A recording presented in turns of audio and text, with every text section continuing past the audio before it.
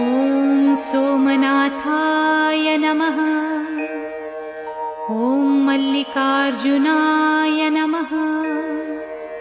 ॐ महाकालेश्वराय नमः।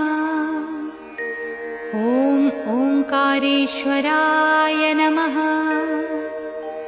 ॐ वैद्यनाथाय नमः। ॐ भीमशंकराय नमः। ॐ रामेश्वराय नमः।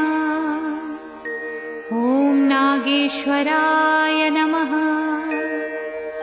ॐ विश्वेश्वराय नमः।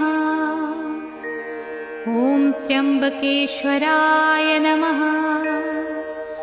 ॐ केदारेश्वराय नमः। ॐ भुस्मेश्वराय नमः।